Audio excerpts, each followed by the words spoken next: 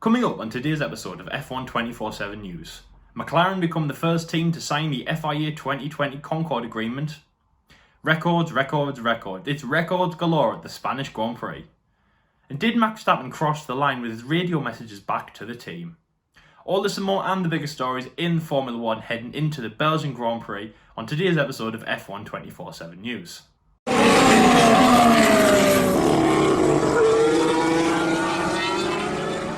Yesterday, McLaren became the first team to sign the CONCORDE agreement with Formula 1 and the FIA. Now, it's named after the treaty that was signed in Paris in 1981 between all of the Formula 1 teams to basically ensure their support and commitment to the FIA in terms of how much prize money is given away, how much actual involvement they have in the Constructor Championship, and the television rights for Formula 1. Basically, it is a contract, the agreement that keeps everything in line in terms of what you see on the racing and basically everything in Formula 1. It also commits them to being in Formula 1 for the near future, and McLaren will be the first team to sign this, meaning that they are secure in Formula 1 until 2025. Now, this was signed by Zak Brown, the Assistant Executive Chair and Team Principal of McLaren Racing. He signed it and committed to Formula 1 until 2025, becoming the first team to do this.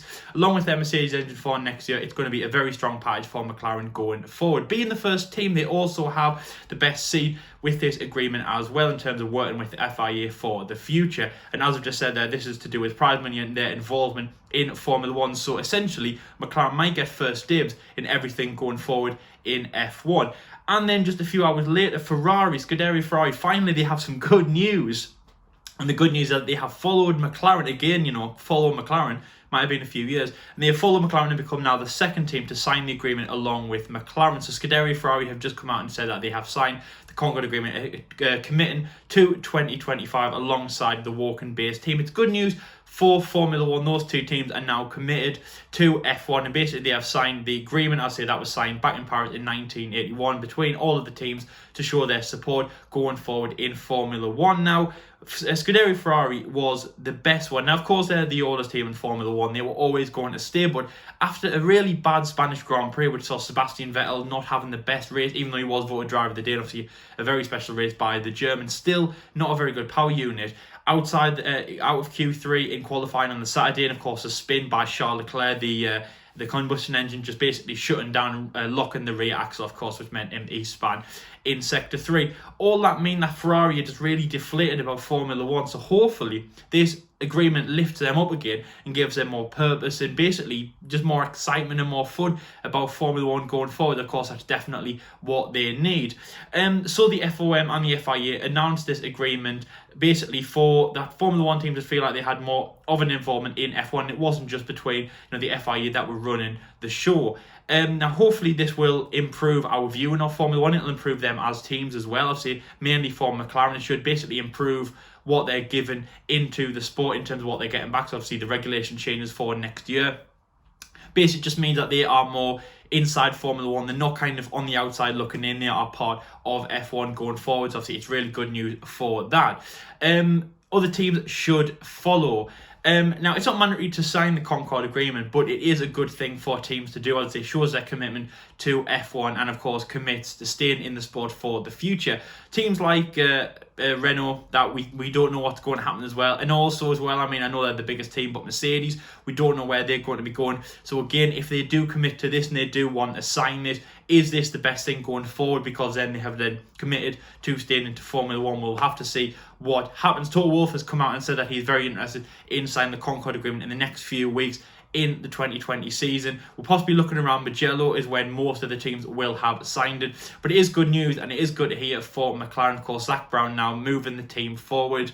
Next year for their line, of course, Danny Rick and Lando Norris. It should be a good one. It should be a good pairing. Of course, McLaren finally leading the field in something. So obviously great news for them. And then, yes, we finally had some good news from them. Of course, Ferrari and McLaren at current time of recording are the only two to sign it. We're looking at teams moving forward in the future to sign this, but it is good news for them. And of course, again, it just makes their stay in Formula 1 even better. If you are a Ferrari fan, if you are a McLaren fan, of course, that is the best news for you, because they're going to be staying in Formula 1, committing, and basically part of the FIA's commitment and basically the running of the show, the running of their own teams for the future. So obviously great news for them. We'll have to see what they do in Belgium for the next race, of course, after this, good news that they have heard.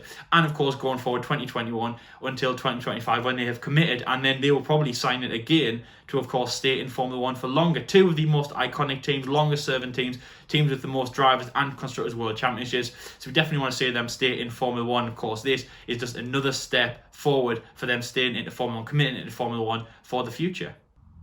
The Spanish Grand Prix was said on Twitter that it was a bit of a boring race, and I completely disagree with that. Yes, of course, we might have seen a Mercedes, and a Red Bull, I should have said Mercedes, Red Bull, Mercedes. A bit of a boring procession, of course, Ferrari struggling. We had some of the midfield battles, people getting lapped, Albon getting lapped as well, same old from Red Bull, things like that. But it couldn't have been further from boring. And when I say that, you might be thinking, what are you saying? When we did our review, the F1 Habitual review, not done by me, but we said it wasn't the most entertaining race. So why are you saying it's entertaining? Well, I'll tell you why. And that's because 3 big records were made, broken, or basically revamped at the Spanish Grand Prix. We have 3 big ones. Now, of course, the one that you might all think, I'm going to keep that to the last. But let's start with the first one that you might not have known. And that is Kimi Raikkonen. He becomes the driver to have driven the longest distance in Formula One history. Now, the Iceman, almost 2 decades in Formula One. It's absolutely crazy. The oldest man on the grid. I think he's over more than double the age of Max Verstappen. Actually, he was, because when Max won his race, when he was 18, he was 36. So double the age of Max. It's absolutely crazy. But Kimi Raikkonen, even though he's in that Alfa Romeo car, might not be contesting for much, is definitely contesting for something, and now holds the record for the most distance driven in Formula One history. 83,295 kilometers being driven by the Iceman. He's beaten Fernando Alonso. He beat them around lap 10 in the Spanish Grand Prix to become the driver who's driven the longest distance. So 83,000 miles, let's just say 83,000 kilometers, about 75,000 miles. That's a distance. So if you drove around the equator twice, have fun while you're doing it. But if you did that twice, that is the distance of what Kimi Raikkonen's done in his almost 20-year amazing career, star-studded career that he's had with the likes of Sauber and Ferrari. Of course, his great time with the team. He might not have achieved the most. One World Championship was enough for him, and of course waited 115 races between his win in the second part of his career in Austria 2013 to Austin 2018. 114 podiums with the Scuderia, a great career. As I say, he might be seen to people as just a sunset driver, but that is definitely a great record to have. So the Iceman is now the most successful driver in this, and going into Belgium, which of course he will do, even driving one lap, he will have extended that and extend that and extend that. And we look at records and think they can't be broken. It looks like this one won't be. An incredible career.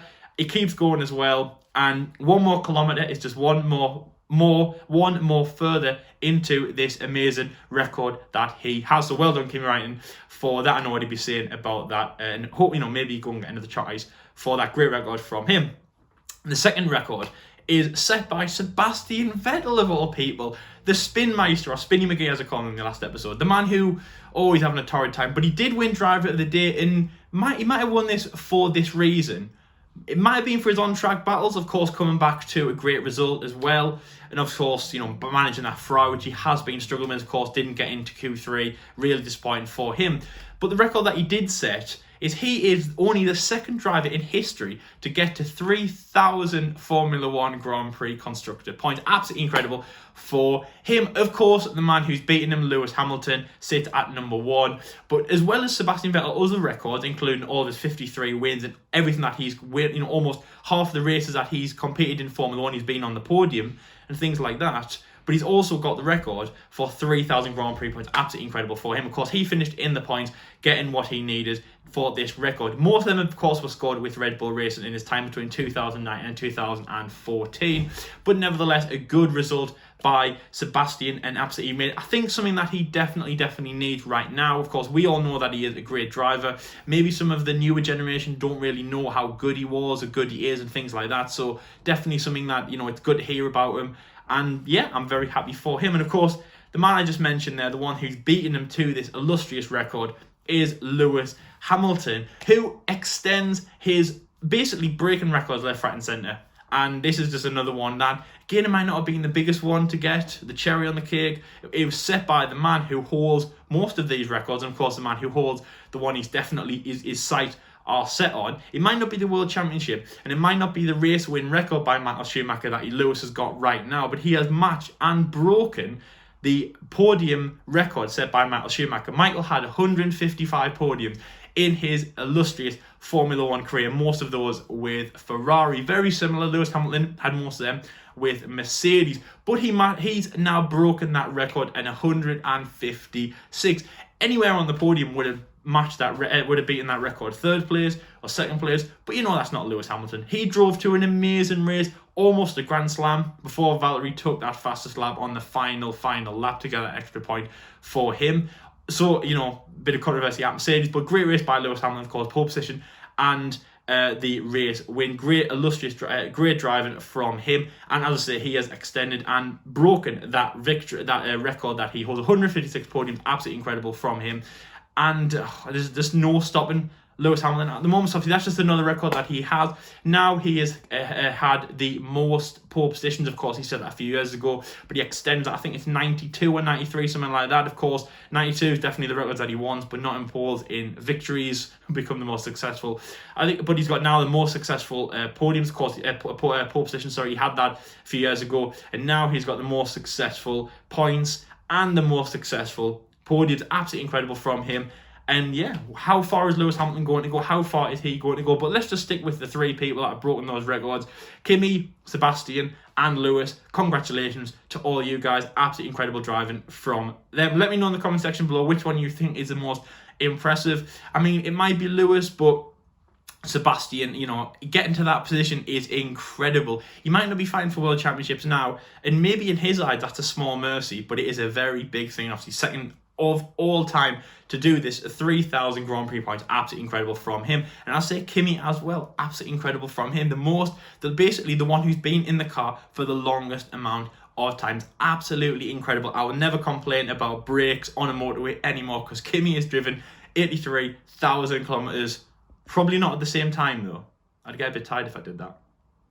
A few weeks ago, we asked on the F1 debate, is Formula One a sport? Now, after the Spanish Grand Prix and after Max Verstappen, I feel like saying to people, if you want an answer to that, yes, it definitely is. We see fights in football. We see fights in rugby. We've even seen fight in Formula One. I don't just mean inside the car. We have seen fights outside the car. Remember David Coulthard squaring up to Michael Schumacher, or that be the one or the other way around, in the pit lane, an illustrious fight there, and a big one at Hockenheim as well, around the chicane. We've seen fights like that. On Sunday, Max Verstappen crossed the line in that Red Bull car, number 33, to take a great second place. But his car wasn't the only thing that crossed the line, or possibly crossed the line. Some people are saying that his comments on the radio might have crossed a line. Now, again, I just said that at the start because I meant that driver frustration or frustration in sport comes across, and that is a big, thing about sport. It gets the meanness out. All the football rivalry, all the things like that. And if you listen to Max, you would think it's a sport. Look how angry he is, even at his own team. And that's why people think that he has crossed the line. Now, he made some comments in the race, including basically shouting at his team about his tyres, not trusting the strategy, not trusting what they were saying things like, have you listened to me, swearing, and just not understanding what they're wanting to do. Drive our own race, don't look at other things. And basically, look, firstly, I'm not saying that Max crossed the line. I think that he was completely in his own realm. He was angry. That was fine. And obviously one comment he said, which is watch our own race, I completely agree with. But a lot of people some people are saying, especially on Twitter and things like that he possibly has crossed the line, the way that you shouldn't really talk to your engineer like that. You shouldn't really be venting on the radio like that. For two reasons. One, because the team will basically think, we might not that they won't help you, because of course they are employed to help you, but they might not give you the most information because of that. And also they might be scared, and they might not want to relay the most information. At the end of the day, we look at the old kind of Jensen Button and Max Muscles or whatever. We look at that kind of relationship, and Rocky and Sebastian, the great radio messages from them. We need to have a little bit of banter with the team radio between the driver and the race engineer. And when things like that happen, it feels a little bit awkward. And the second reason as well, now again, drivers will not care about this, not one bit, but it might to be about a little bit about his reputation. People watching that on the TV and thinking that he wasn't coming across as the most mature driver, basically the driver who wasn't keeping his head down. Of course, one of the messages that came back to him on the team radio said, keep your head down, Max. don't bother. Really, don't bother us. Just get on with the race. That is what you're employed to do.